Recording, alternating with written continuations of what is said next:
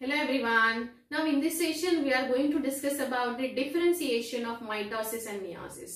Mitosis and meiosis का differentiation पढ़ने के साथ साथ आपको क्लैरिटी मिल जाएगी कि माइटोसिस एग्जैक्टली कहाँ, कैसे, कौन से सेल्स में होता है, जो हम ऑलरेडी पढ़ चुके हैं। एंड अभी हम जब मियोसिस शुरू करेंगे अगले सेशन से, तो आपको पता होना चाहिए कि मियोसिस एग्जैक्टली कौन से बॉडी सेल्स में होता है। तो yes, this is a very interesting session I would say, because हम जब डिफरेंशिएशन पढ़ेंगे तो हमें उनके यूनिक फीचर्स के बारे में भी पता चलेगा। ओके, सो आपको क्या करना है, आपको नोटबुक के 2 कॉलम्स प्रिपेयर करने हैं और उसमें साइमल्टेनियसली अच्छे से नोट्स बनाने हैं माइटोसिस मियोसिस के डिफरेंसेस के, जिसमें एक डिफरेंस लिखने के बाद just leave a 1 or 2 line so that आपका जो लिखा हुआ है वो प्रेजेंटेबल रहे। और इसमें क्वेश्चंस पूछने के चांसेस भी है, इसीलिए नोट्स को अच्छे से मेंटेन करिए एंड उसके साथ साथ टाइम भी सेव करिए। Discuss the differentiation between mitosis and meiosis. Now we'll discuss the first point between you can say differentiating point between mitosis and meiosis. So पहला point है basically where does it occur in plant or animal cell. So अगर आपको ये समझना है कि exactly mitosis meiosis कहाँ होता है plants and animals में, तो ये differentiation पढ़ना बहुत जरूरी है। The first point it is regarding where does it occur in plant or animal. तो पहला पॉइंट है माइटोसिस में ये सोमैटिक सेल्स में होता है। सोमैटिक सेल्स मतलब बॉडी सेल्स में होता है, और we can also say body cell तो एनिमल के पास हो जाती है, राइट। तो प्लांट में कहाँ होता है, वेजिटेटिव सेल्स में होता है। तो आपको याद रखना है सोमैटिक सेल्स ये तो एनिमल में होगा, बट अगर हमें प्लांट की बात करनी है तो ये आप लिख सकते हो vegetative cells in plants, right. मान लीजिए अगर मेरे पास एक प्लांट है, यहाँ ये प्लांट के अभी यहाँ लीव्स आप देख रहे हो, ये उसका रूट है और ये उसका फ्लावर है। तो आपको यहाँ एक चीज समझनी है, ये फ्लावर का सेल्स को आप थोड़ा सा साइड में रखोगे तो बाकी rest of the cell would be divide with the help of mitosis. Only flower मतलब गाइनोशियम एंड एंड्रोशियम के जो रिस्पेक्टिव मेंबर्स हैं, जो हम स्ट्रक्चर ऑफ फ्लावर में पढ़ चुके हैं, बस वही है जो कि मियोसिस शो करेगा, because they have to form a gamete in order to proceed the reproduction.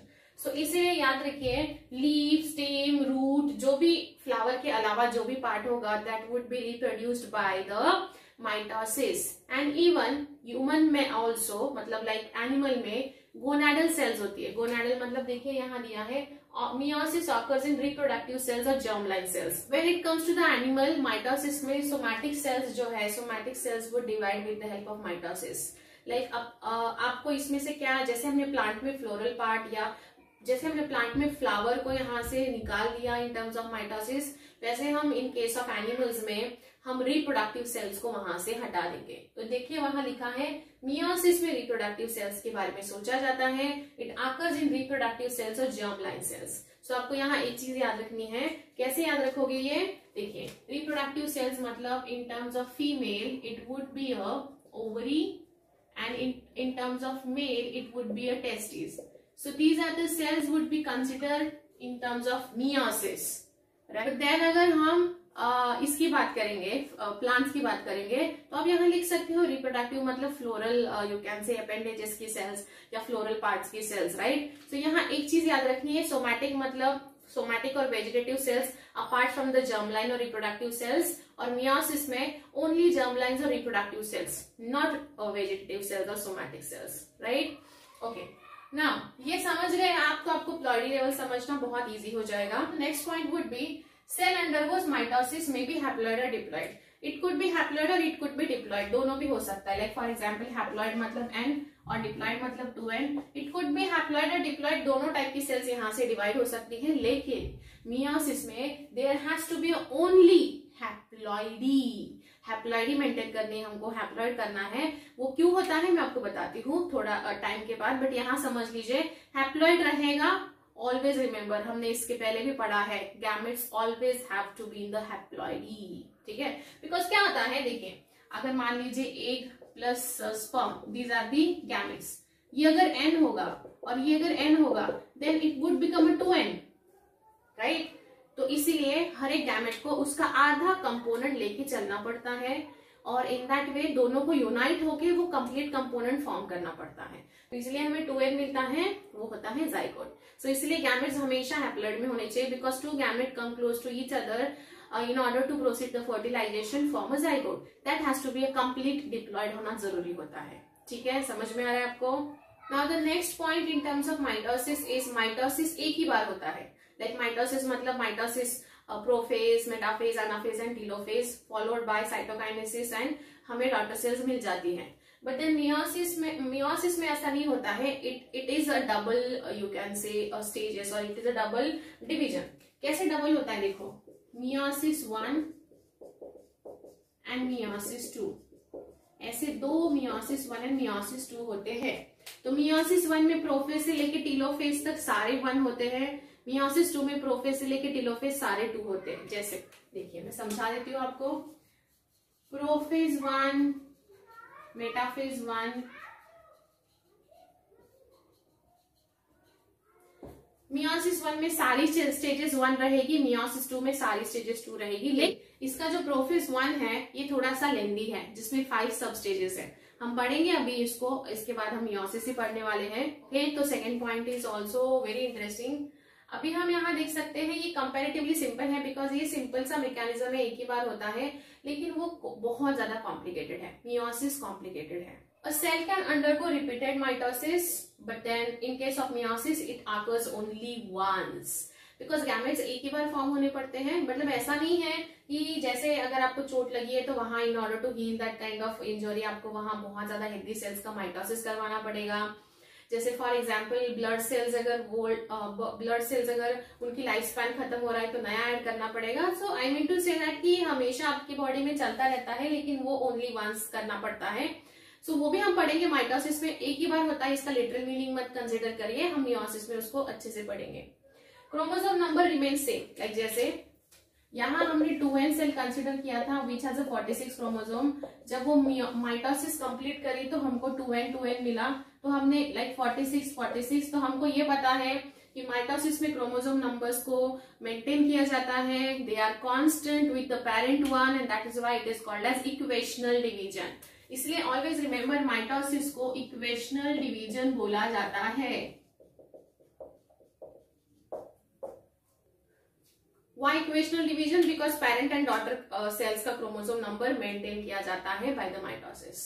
फिर आप देख सकते हो यहाँ chromosome number reduce to half होता है। जैसे देख लीजिए, मैं आपको समझा देती हूँ। यहाँ अगर हमारे पास ये सेल है तो definitely 2n cell has to enter into the cell division, whether it could be a meiosis or mitosis। तो हम यहाँ क्या करेंगे, हम यहाँ क्या दिया है, gives rise to the 4 cells है, because meiosis 1 and meiosis 2 होने वाला है, इसीलिए at the end of meiosis 2 we'll get the 4 cells।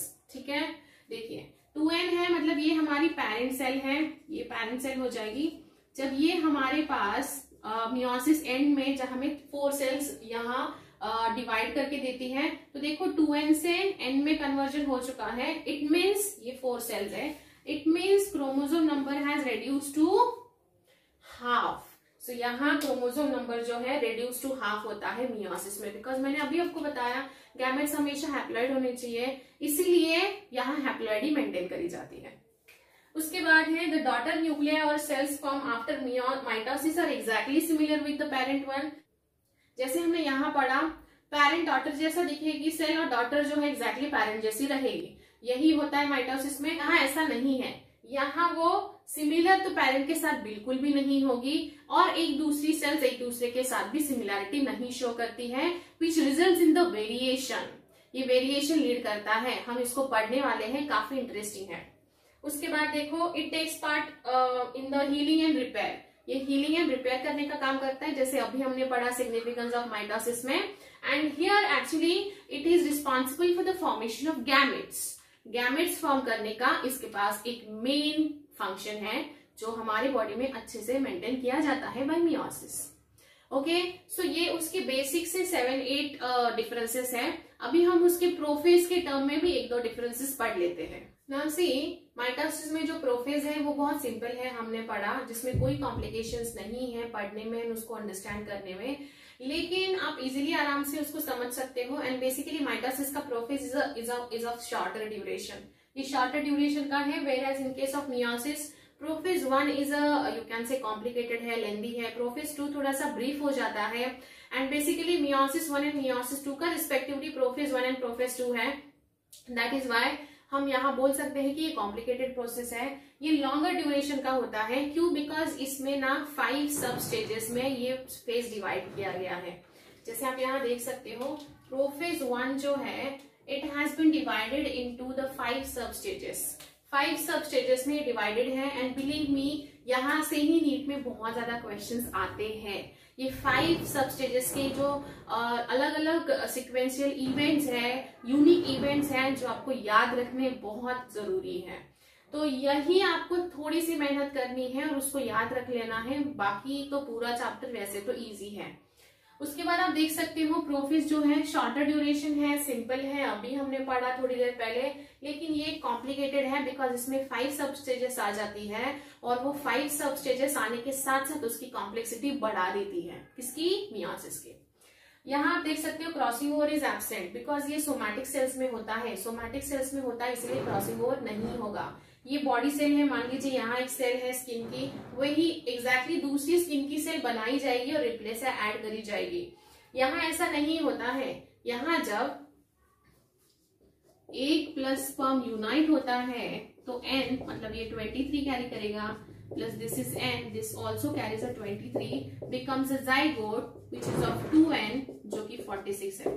तो आप यहाँ देख सकते हो कि 23 they will cross with each other in such way that they are responsible for making it 46 मतलब 2n का जाइगोट। इसका मतलब ये है हमारे पेरेंट्स जैसे हम एग्जैक्टली सिमिलर नहीं दिखते हैं, हम में थोड़े से डिफरेंसेस होते हैं, लेकिन बहुत सारी चीजें हमारी और उनकी सेम होती है।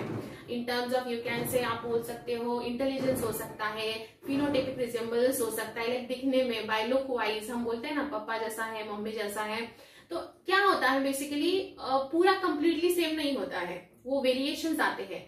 वेरिएशंस हमारे यहाँ से आते हैं बिकॉज वो क्रॉस ओवर होता है, और जब वो क्रॉस ओवर होता है तो हमारे साथ ऐसी वेरिएशंस आते हैं। उसके बाद सिबलिंग्स भी सेम नहीं होते हैं, सिबलिंग्स भी मतलब रियल ब्रदर सिस्टर भी सेम नहीं होते हैं। बहुत बार कुछ ऐसे होते हैं कि कैरेक्टर्स रिजेंबल होते हैं बट बिल्कुल एग्जैक्टली सेम नहीं होते हैं। तो बोलने का पॉइंट यही है कि मियोसिस में वेरिएशंस आता है जनरेशन आफ्टर जनरेशन, एंड यहाँ वेरिएशन नहीं, यहाँ जो क्लॉइडी है उसी को मेंटेन करी जाती है। Okay, so yes, that was all about the differentiation of mitosis and meiosis। इसके पॉइंट्स अच्छे से लिखिए नोटबुक में, इसको याद करके रखिए, एंड फिर भी अगर कुछ डाउट आता है तो you can let me know, and see you in next session. Thank you.